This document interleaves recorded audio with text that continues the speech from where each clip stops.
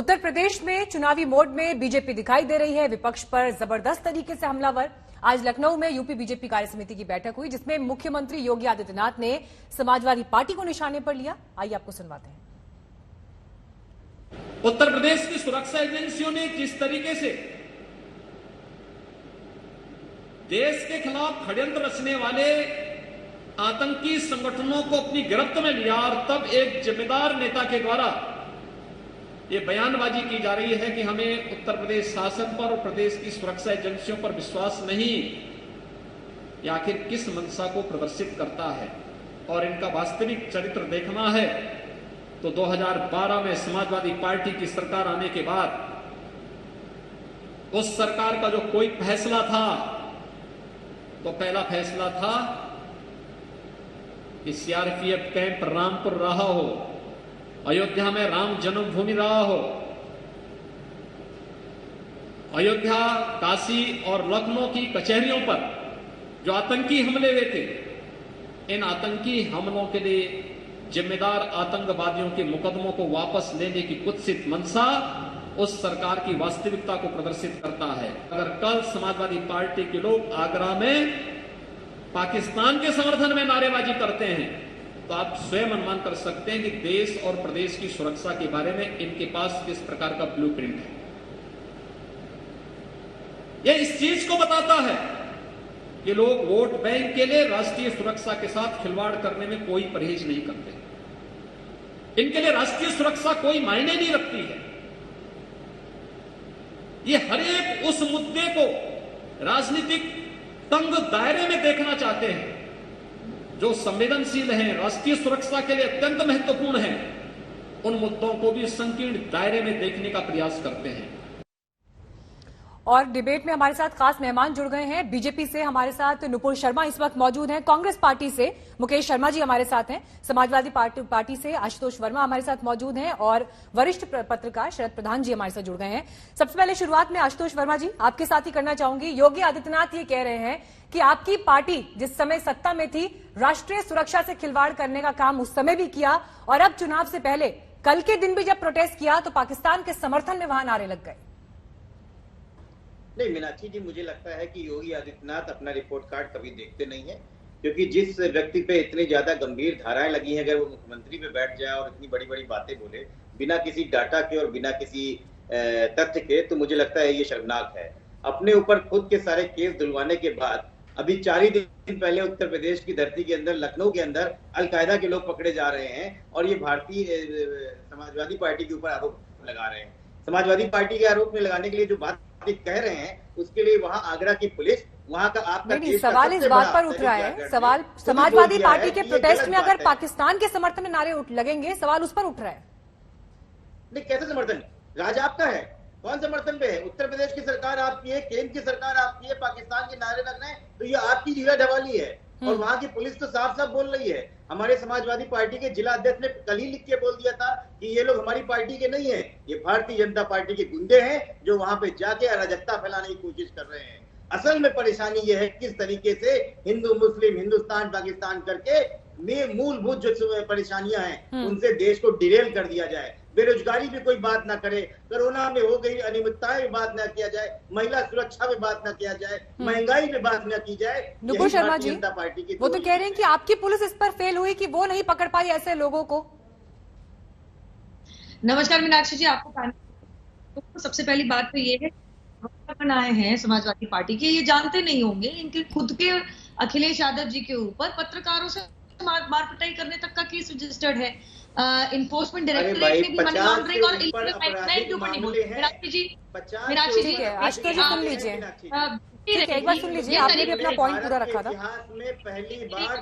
ठीक है, उन्हें कंप्लीट करने दीजिए। आशुतोष जी आपके पास आऊंगी, ठीक है, सभी लोग बहुत देर से इंतजार कर रहे हैं, प्रधानमंत्री जी का एक कार्यक्रम चल रहा था। ठीक है, एक सेकेंड, सभी लोग इंतजार कर रहे हैं, पहले एक एक बार सब लोग अपनी अपनी बात रख ले, उसके बाद फिर आप जो है क्रॉस क्वेश्चनिंग करिएगा। ठीक है, नुपुर जी बोलिए। नुक्कड़ की बहस नहीं हो रही जहाँ पे तू मैं और गाली गलौज चलेगी। कल इनके ही किसी प्रवक्ता ने टीवी के ऊपर गाली दे दी एक अन्य पैनलिस्ट को, तो मैं इनसे विनती करूंगी अपने समय पे आप बोले, इतनी तो आप सहन शक्ति रखेंगे कि दूसरे को उनकी बात कंप्लीट करने दीजिए। आपको समय तो मिलेगा ही, मौका तो मिला आपको पहले। बताइए नुपुर जी, बताइए। नहीं, थरथराइए मत, थरथराइए मत जबरदस्ती। आप इतना बताइए, आपके खुद के अखिलेश यादव के ऊपर भी इलीगल माइनिंग के ईडी के भी केस है, मनी लॉन्ड्रिंग के भी केस है। जब तक आप वो गिनते हैं और महिला सुरक्षा की बात करते हैं, मुझे एक चीज का बात जरूर जवाब दीजिएगा कि जहां जिस पार्टी के गुंडों ने बौजाई को नहीं छोड़ा, अच्छी तरीके से दृश्य याद है मुझको कि वो रैली के ऊपर स्टेज पर चढ़ के भाषण देने चढ़ी तो समाजवादी पार्टी के गुंडे ही चढ़ गए स्टेज के ऊपर, स्टेज तक तोड़ दिया और उनको बचा के, उनकी इज्जत आबरू बचा के आपको साइड में किनारे ले जाके गाड़ी में ले जाके फरार करना पड़ गया था। तो इज्जत की बात मत कीजिए। आप लोग मानते हैं बलात्कारी लड़के होते हैं, उनसे गलती हो जाती है। अब रही बात आपकी अलकायदा अरेस्ट की, फर्क इतना है, आप तो अरेस्ट नहीं करते थे। आप तो 2012 में कह रहे थे जितने दंगाई हैं, जितने मुस्लिम गुनाहगार हैं अभी जेल में हैं, हम उन सबकी रिहाई मांगेंगे। अरे 2007 में सीआरपीएफ ग्रुप सेंटर जी, एक सवाल मेरा आपसे है, जो 60 जवान मराए गए थे। नुपुर जी, मेरा सवाल आपसे है, एक सेकंड सुन लीजिए, एक सेकंड मेरी बात पुलवामा आपके मुख्यमंत्री कहते हैं हम उसकी रिहाई कराएंगे। आपको इलाहाबाद हाईकोर्ट ने 2012 में फटकारा, काशी के अंदर जो बम ब्लास्ट हुए इसके लिए, उसके बाद दोबारा फटकारा कि आपका बस चले तो पद्मश्री दे दो आप इन आतंकवादियों को। वो आतंकवादी को बचाने की कोशिश करते जो 2019 के अंदर कोर्ट कहता है फांसी की सजा दो, आप अपने गिरबान में झांको, आप कहते हो पुलिस गलत है। ठीक है पुलिस नुपुर जी, मैं आपको जेपी नड्डा जी की स्टेटमेंट की तरफ लाना चाहूंगी। नुपुर जी, जेपी नड्डा जी आज ये कह रहे हैं कि हम 300 सीटें हमें लानी है, 300 के पार उत्तर प्रदेश में जाना है, लेकिन ऐसा ही दावा तो बंगाल के लिए भी किया गया था। कैलकुलेशन का आधार क्या है? देखिए, साथ की बात तो ये है मीनाक्षी जी, समझना बहुत जरूरी है कि उत्तर प्रदेश में हमने पहले सरकार बना रखी थी। अब ये कह देना कि एंटी इनकम्बेंसी बंगाल के अंदर भाजपा फेस कर रही थी और उसकी सीटें कम हुई है, मैं माफी चाहती हूँ, ऐसी सिकोलॉजी मुझे आती नहीं, ना मुझे सीखें नहीं है। ऐसे तरीके की राजनीति तो मैंने आज तक ना ऐसा विश्लेषण समझा कि जिनकी सीटें 3 से बढ़कर 75 के पार चली गई हो, उनकी हार हो गई। मैं माफी चाहती हूँ, ऐसा तो मैंने आज तक विश्लेषण ना सुना है ना समझा है।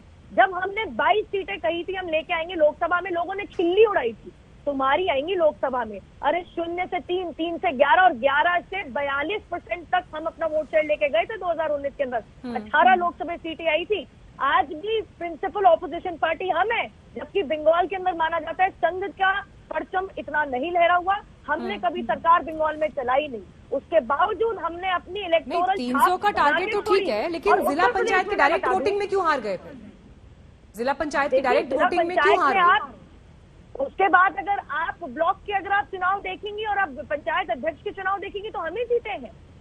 मेरे हिसाब से 825 में से 628 हम जीते हैं, और कोई जीता है तो ब्लॉक प्रमुख चुनाव के दौरान जिस तरह के आरोप लगे हैं पुलिस के ऊपर मूक दर्शक बनने, उस पर क्या जवाब है आपका? देखिए, पुलिस कभी मूक दर्शक नहीं बनी है। योगी जी की तस्वीरें थी ना, कैमरा पर तस्वीरें थी उस दौरान।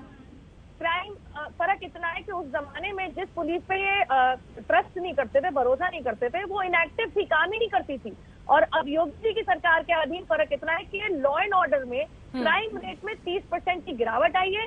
33,000 क्रिमिनल गैंगस्टर एक्ट के तहत गिरफ्त में है। और तीसरी बात बहुत जरूरी मैं बताऊंगी, 129 हार्डन्ड क्रिमिनल्स, लगभग 130 हार्डन्ड क्रिमिनल्स का इनकाउंटर तक किया है, मुठभेड़ में मारे गिराए हैं। अब वो दामाद बन के उनकी आरती उतार के उनको बचाया नहीं जाता, जहाँ पे पुलिस भी डरती है कि भैया नोटिस। तमाम उपलब्धियों का नुपुर जी आपने जिक्र किया, तमाम उपलब्धियों का आपने जिक्र किया, लेकिन सवाल फिर इसीलिए उठता है कि चुनाव से कुछ समय पहले ही फिर ऐसे मुद्दे, धर्मांतरण का मुद्दा हो या फिर जिस तरह से जनसंख्या नियंत्रण बिल को लेकर चर्चा छिड़ रही है, चुनाव से 6 महीने पहले इन मुद्दों की याद क्यों आती है अगर काम पर इतना भरोसा है तो?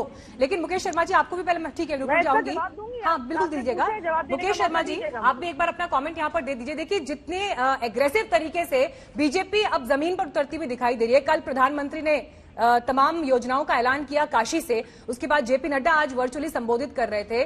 उनकी स्ट्रैटेजी तो बहुत क्लियर है, लेकिन आपका दल किस स्ट्रैटेजी के साथ उतर रहा है जमीन पर? ट्विटर से आगे ये लड़ाई क्यों नहीं दिखाई देती है? देखिए मीनाक्षी जी, उत्तर प्रदेश में योगी जी के शासन ने उत्तर प्रदेश को हिंसा प्रदेश बना दिया है। उत्तर प्रदेश में आज पूरी तरह जंगल राज है, चीरहरण महिलाओं का हो रहा है। पंचायत के चुनाव में जिस तरीके से कानून का नंगा नाच हुआ है, पूरे सारे देश ने देखा है। और मैं कहना चाहता हूं, जहां तक कांग्रेस पार्टी का सवाल है, आज प्रियंका जी लखनऊ में है, जिस तरीके से लोग उमड़े हैं आज प्रियंका जी के स्वागत में, निश्चित तौर पर 18 कांग्रेस महीने बाद। पार्टी अगले उत्तर प्रदेश के चुनाव में बहुत बेहतर नहीं करने जा रही, बल्कि आश्चर्यचकित करने वाले नतीजे उत्तर प्रदेश में आने वाले हैं। सबका शासन उत्तर प्रदेश के लोग देख चुके हैं और मैं ये स्पष्ट रूप से कहना चाहता हूं, कांग्रेस पार्टी उत्तर प्रदेश में एक बार फिर लोगों की चाहत है कांग्रेस को लाना, और लोग एक बार फिर कांग्रेस पार्टी की तरफ, प्रियंका जी की तरफ उत्तर प्रदेश आज देख रहा है।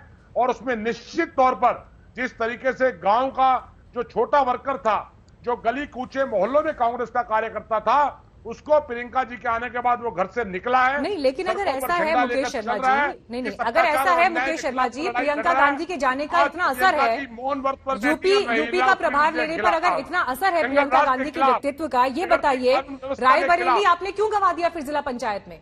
रायबरेली से भी पकड़ क्यों छूट गई? नहीं, आप मीनाक्षी जी जो कह रही हैं पकड़ गई, आप ये लोग तो और कुछ लोग मीडिया के लोग तो मानने को ही तैयार नहीं है पंचायत चुनाव में बीजेपी हारी है।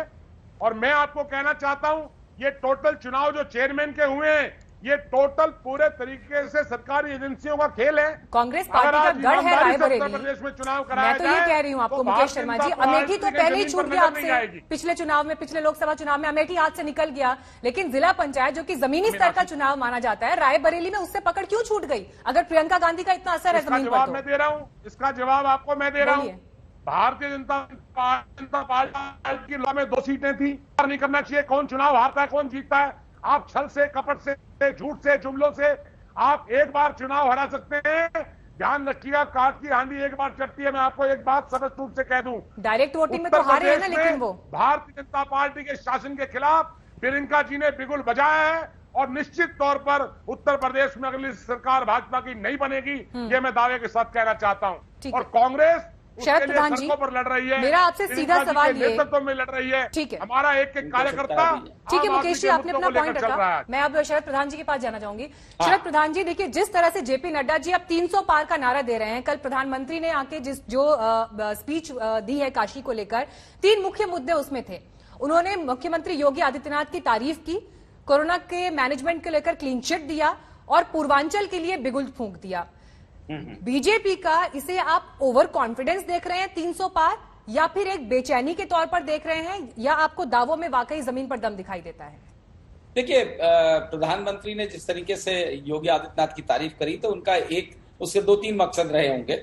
एक तो बड़ा स्पष्ट है, ये बता देना, क्योंकि बीच में काफी ये चल रहा था कि उनमें और योगी में तनातनी चल रही है, इस चीज के रूमर्स बहुत ज्यादा स्ट्रांग थे और पार्टी के अंदर से ही आ रहे थे। तो उनका ये मैसेज देने का उद्देश्य रहा होगा कि सब कुछ ठीक ठाक है। दूसरा ये बताना चाह रहे हैं वो कि ये चुनाव योगी आदित्यनाथ ही सबसे मेन फेस रहेंगे इस चुनाव में, ये भी बता दिया उन्होंने। तीसरी बात, उनकी जो कोरोना वाली बात है, वो दोनों बातें तो ठीक थी। कोरोना वाली बात जो है वो पचती नहीं, वो समझ में नहीं आ रहा किसी के कि क्यों उन्होंने इतनी ज्यादा, जरूरत से ज्यादा तारीफ करी, जबकि सबको मालूम है कि कोरोना में दुर्व्यवस्था हर सीमा पार हो चुकी थी उत्तर प्रदेश में। फिर भी अगर प्रधानमंत्री तारीफ करते हैं और कहते हैं अभूतपूर्व है और अनपैरेलल्ड है, तो इसके पीछे कोई राज जरूर है।